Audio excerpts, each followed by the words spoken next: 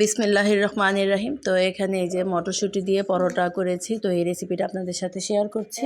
এখানে মটরশুঁটির সাথে কয়েকটা কাঁচামরিচ দিয়েছি আর আদা দিয়েছি, দিয়ে এই যে সামান্য পানি দিয়ে মটরশুঁটিটা ব্লেন্ড করে নিয়েছি।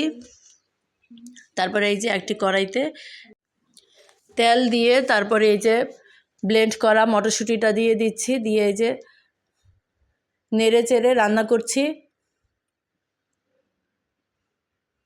তো এখানে এই যে স্বাদ মতো লবণ দিয়েছি।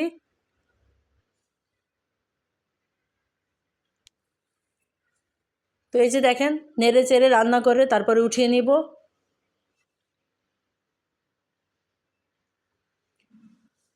তো রান্না হয়েছে মটরশুঁটি। তারপরে এখানে একটা বলে 2 কাপ আটা নিয়েছি, তারপরে তেল দিয়েছি আটাতে, তারপরে লবণ দিয়েছি, দিয়ে এই যে মেখে তারপরে দিয়েছি পানি, ও পানিটা দিয়েছি অল্প অল্প করে পানি দিয়ে এই যে একটা ডো তৈরি করেছি।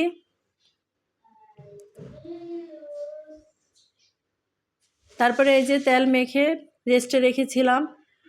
তারপরে এই যে ছোট ছোট লেচি কেটে নিয়েছি।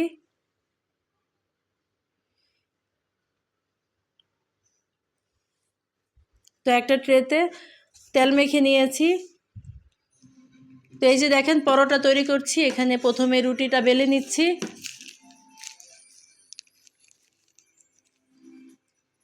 তারপরে এই যে মটরশুঁটিটা দিচ্ছি।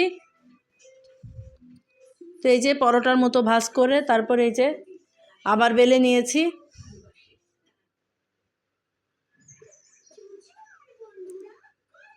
তো এই যে দেখেন খুব সুন্দর একটা পরোটা হয়েছে। তো পরোটাগুলোতে এই যে উপরে তেল মেখে নিয়েছি। হ্যাঁ,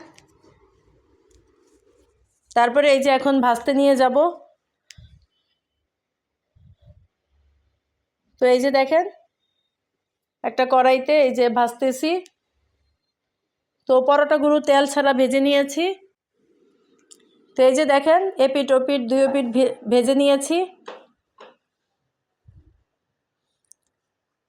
তো এই পরোটাটা খেতে খুবই মজার হয়েছিল।